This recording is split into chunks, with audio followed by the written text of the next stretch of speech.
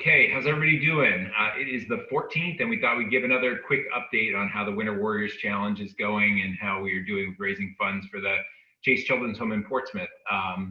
No donations in the last 24 hours, so that's okay. I'm sure some folks are just kind of biding their time till the end.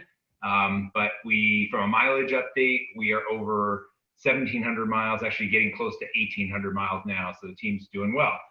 Today I've got another team member to introduce you to, Mike Garasio, who's down in Stratham. Mike, do you want to introduce yourself a bit more? Sure, thanks, Matt. So yeah, it's Mike Garasio. I'm in Stratham, New Hampshire, originally from Long Island, New York, home of Billy Joel and the best bagels. I guess two notable things there. Sounds right. Yeah, happy to be here. Happy to be part of the team. Awesome. Yeah, and I know you and we knew each other because we had the same employer for a while, and I always liked you there, but I feel like I've gotten to know you a lot more through the running community. And one time that I remember connecting with you in the community was at the Great Bay 5K at the end. You were there when I first broke 18 minutes for the first time. I remember thinking, damn, like, how is Mike doing? Because you had been there for a little while, but tell me about, like, when did you get started with your running kind of career and what's the trajectory you've been on? That's funny. I remember that distinct race and that finish line too. And like seeing you finish up, and I was like pretty psyched for you because I knew you were, starting to focus on running a little bit. Yeah. So for me, I guess I've been a runner for like 25 years. I joined a middle school track team and cross country team. So that was like 1995. And it's funny because the reason why I started running was because I used to play hockey, and I was actually a goalie, so I didn't even have to like move that much, but I would get like really winded in games. Really? Yeah, seriously. And I had all the equipment on, and I just kind of like sat around and watched TV and played video games when I was younger, aside from a little bit of hockey. And my parents and siblings suggested I go out for cross country. My parents were both runners, back in the 80s. So so I did, and kind of I love that.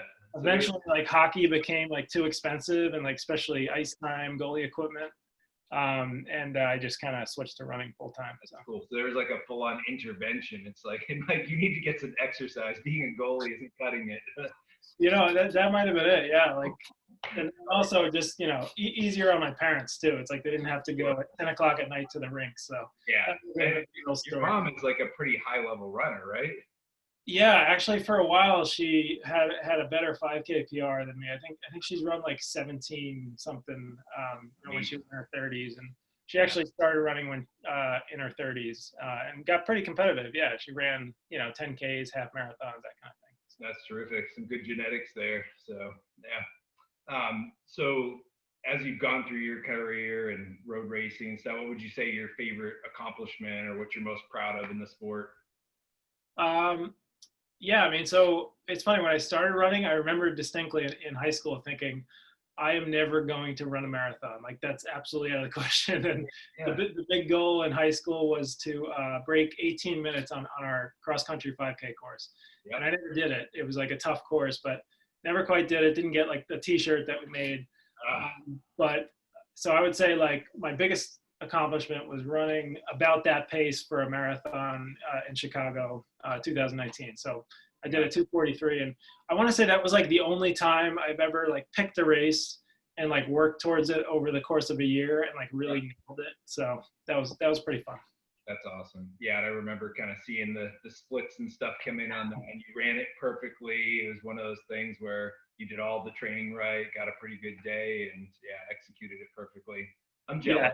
It helped to have a few marathons under my belt where it just didn't work out, and then I sort of went back to the drawing board and tried to work with a coach to come up with a training plan, and really worked out. So. That's awesome. So Winter Warriors is the epitome of kind of doing the wrong thing and just kind of miles.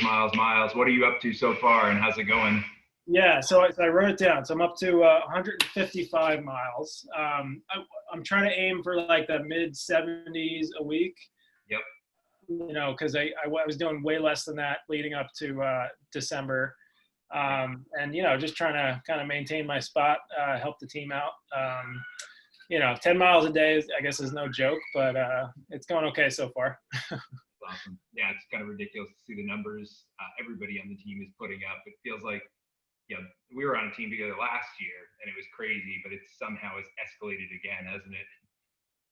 Yeah, absolutely. I remember last year looking at my mileage week over week, and I'm trying to better that a little bit this year. Yeah. Because we're all kind of competitive against ourselves too, and Yeah. and yeah, even with doing that, I'm still kind of back of the pack on the team. So the main limiting factor for me has been like I got to wake up a little bit earlier to kind of beat the kids out of bed, Yeah. and then I can get a little bit more mileage, or maybe start doubling. I don't know. I'll come up with something. I don't think you have to increase it. We're holding pace. Yeah, we got to get to that 3,000 as a team. I think we're doing okay. We're trying to get ahead of that. So to finish this up, why do you think this is important to be doing this for the Chase Children's Home in Portsmouth?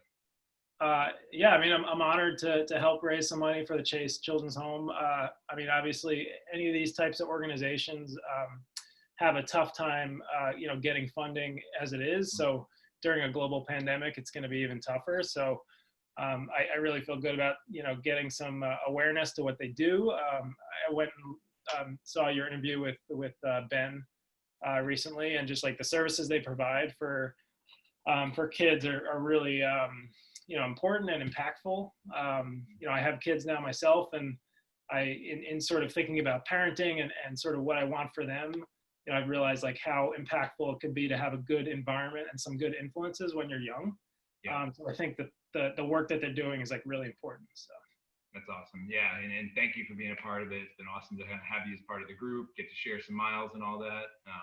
And yeah, I agree. And it's been fun to do this for the Chase Children's Home. So hopefully people will be compelled to donate a little more, help us get to that 10,000 to help out the cause. So I will let you get back to it. I expect that you're probably going to go pull a double now, and I don't want to have this interview get in the way of that. I'm already doing the math in my head. Like, how can I get 2 runs in tomorrow? I don't know. We'll see. There you go. All right, Mike. My kids are sleeping downstairs though, so I might have to go figure that out. All right. Well, thanks again for doing this, and yeah, I'm sure we'll connect for a run soon. And take care. I'll talk to you soon.